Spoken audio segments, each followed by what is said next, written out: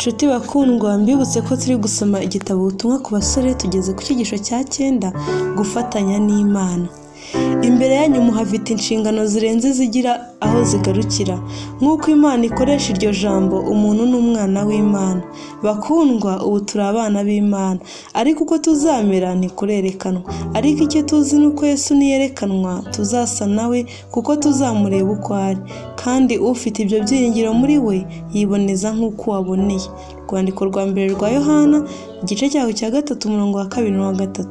Ni amahirwe yanyu kwitandukanya n'iby'agaciro gake n'ibiciye bugufi, bityo mukazamuka mukajya ku rwego ruhanitse, mukaba abantu bubashywe kandi bakundwa n'Imana. Umurimo w'iby'iyobokamana Uwiteka abasore n'abantu bo mu bigero byose werekana uko abaha agaciro nk'abana bayo.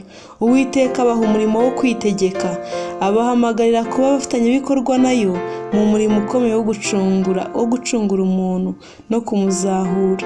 Nk'uko umubyeyi afatanya n'umwana we mu mirimo ye, niko Uwiteka afatanya n'abana be. Twagizwe abakozi bakorana n'Imana.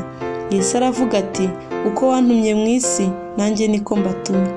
Yohana igice cya 17 umurongo wa 18. Mbese ntiwahitamo kuba umwana w'Imana aho kuba imbata ya Satani n'icyaha, aho izina ryawe ryaba ryanditswe kuri umwanzi wa Kristo? Abasore n'inkumi bakeneye ubuntu bwa Kristo kurutaho, kugira ngo babashe gushyira amahame ya Gikristo mu mibereho ya buri munsi. Kwitegura kugaruka kwa Yesu Kristo ni umwiteguro ukorerwa muri Kristo kubwo gukoresha ibituranga biruta ibindi bintu dufite. Umusore wese afite amahirwe yo gutuma imico ye iba nk'iy'inyubako nziza, nyamara hari ubukene bwo gukomeza komatana na Yesu. Yesu niwe mbaraga zacu, kandi niwe utuma tugira icyo tugeraho, kandi ni nawe bushobozi bwacu. Ntabwo dushobora kwibeshaho ubwacu n'akanya na gato. Kugera ku rwego ruhanitse cyane. Uko impano zawe zaba zagutse kose, uko zaba ari nto kose, ibuka ko izo ufite ari izawe, ariko ko waziragijwe gusa. Kubw'ibyo Imana iri kukugerageza, iguha amahirwe y'uko ugaragaza ko uri indahemuka. Ubushobozi bwose ufite niyo ugomba kubushimira. Niyo nyiri imbaraga zose z'umubiri wawe, intekerezo zawe n'ubugingo bwawe, kandi izo mbaraga zigomba gukoresherezwa n'Imana. Igihe cyawe, ubushobozi bwawe n'ubuhanga bwawe, ibyo byose bigomba kwegurirwa Imana yo itanga byose. Umuntu ushishikarira gusohoza umugambi ukomeye w'Uwiteka wo kuzahura inyokomuntu aba akoresha impano ze neza. Ihanganire mu murimo watangiye kugeza ubwo ubona intsinzi zigenda zikurikirana. Kubw'umugambi ufite, jya wiyigisha. Hora uhanze amaso urugero ngenderwaho ruhanitse, kugira ngo ubashe gukora ikintu cyiza gihebuje, bityo ugaragaze icyubahiro cy'Imana. Amen.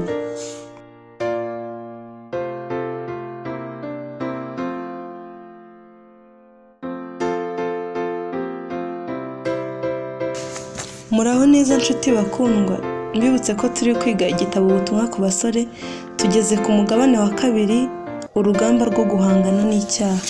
Icyigisho cya 10, Satani umwanzi gice. Umuntu wacumuye ni imbohe ya Satani afiteho uburenganzira. Umurimo wazanye Yesu wari uwo kurokora umuntu akamukura mu bubasha bwa Satani. Muri kamere ye, umuntu abogamira mu gukurikira ibyongorero bya Satani, kandi umuntu ubwe ntashobora gutsinda uwo mwanzi gica, keretse gusa Yesu Kristo umunesha ukomeye abaye muri we, akayobora ibyifuzo bye kandi akamuha imbaraga. Imana yonyine niyo ishobora gukumira imbaraga za Satani. Satani akubita hirya no hino ku isi ayizereraho. Ntabwo ahuga n'akanya na gato, kandi abiterwa no gutinya kuba yatakaza amahirwe yo kurimbura ubugingo bw'abantu. Ni ingenzi ko ubwoko bw'Imana busobanukirwa ibi, kugira ngo bubashe gusimbuka imitego ye. Satani yiyoberanya. Satani ari gutegura ibinyoma bye ku buryo mu rugamba ruheruka rwanya ubwoko bw'Imana butazashobora gusobanukirwa ko ari we. Mu rwandiko rwa 2 Pawulo yandikiye Abakorino mu gice cya 11 umurongo wa 4 haravuga hati, kandi ibyo si igitangaza, kuko na Satani ubwo yihindura nka marayika w'umucyo. Nubwo abantu bamwe bayobejwe bashimangira ko Satani atabaho, we arabafata akabagira imbohe ze kandi akabakoreramo ku rwego rukomeye cyane. Satani arusha ubwoko bw'Imana kumenya imbaraga n'ububasha bwamurusha imbaraga zabwo zibaye ziri muri Kristo. Igihe bicishije bugufi bagasaba umunesha ukomeye kubafasha, abizera ukuri b'abanyantege nke hanyuma y'abandi ariko bishingikiriza kuri Kristo bashikamye, bashobora rwose gusubiza inyuma Satani n'ingabo ze zose. Satani ni inyaryenge ikomeye cyane ku buryo atazana ibitekerezo bye mu buryo bugaragara yihandagaje, kuko igihe aje atyo imbaraga z'umukristo zihunikiriye zishobora gukanguka, bityo akaba yakwishingikiriza ku murengezi ukomeye kandi w'umunyambaraga. Ahubwo Satani aza mu buryo butagaragara no kwiyoberanya, agakorera mu batumvira bavuga ko bubaha Imana. Satani azakoresha ubushobozi bwe mu buryo bukomeye cyane kugeza ubwo azabuza amahwemo, agashuka kandi akayobya ubwoko bw'Imana.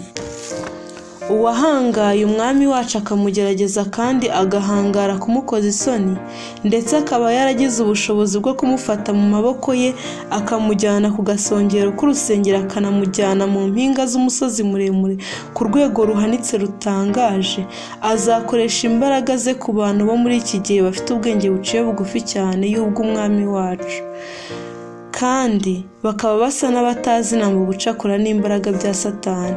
Mu buryo butangaje azateza impinduka ku mibiri y'abafite kamere ibogamira mu gukurikiza amabwiriza ye. Satani ashimishwa cyane no kubona abantu bamufata nk'utariho, nk'aho ari ibihimbano. Iyo apfobejwe kandi akagaragazwa hifashishijwe ibyitegererezo bimwe bya cyana, cyangwa akagaragazwa nk'udusimba tumwe, ibyo biramunyura rwose. Satani atekerezwa ko aciye bugufi ku buryo usanga abantu baba batiteguye guhangana n'imigambi ye yateguranye uburyarya kandi itegeka ajya kugera ku ntego ze neza. Iyo aba abantu basobanukirwa n'imbaraga ze n'ubucakura bye, babaye biteguye kumurwanya ntibatsindwe. Urugamba buri wese agomba kurwana. Nabonye abamarayika b'umubi barwanira kwigarurira abantu, kandi abamarayika b'Imana bari bahanganye nabo. Urugamba rwari rukomeye. Abamarayika babi benshi bari bagose abantu, bagahumanya ikirere kibakikije bakoresheje imbaraga yabo ihindura irimo uburozi, kandi bakagusha ikiny'ibyumviro byabo. Abamarayika bera bari maso barinze abo bantu, kandi bari bategereje gusubiza inyuma ingabo za Satani. Nyamara gutegeka intekerezo z'abantu ngo zirwanye ibyo bishakira si umurimo w'abamarayika beza. Abantu biyeguriye umwanzi ntibagire umwete bakoresha ngo bamurwanye.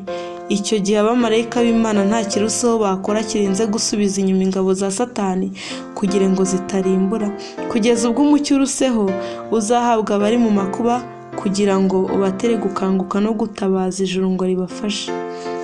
Ntabwo Yesu azatuma abamarayika bera bajya gukura mu makuba abantu batagira umuhati bakoresha ngo nabo bitabare.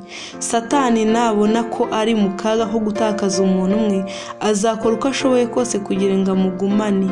Kandi igihe uwo muntu akangukiye kumenya akaga arimo, maze kubw'umuhati n'imbaraga nyinshi agatumbira Yesu ngo amuhe imbaraga, Satani ahita atinya ko aratakaza imbohe ye, bityo agakaza umurego w'abamarayika be kugira ngo bagote iyo mpezamajyo, maze bagakora urukuta rw'umwijima ahamukikije kugira ngo umucyo uturuka mu ijuru utabasha kumugeraho.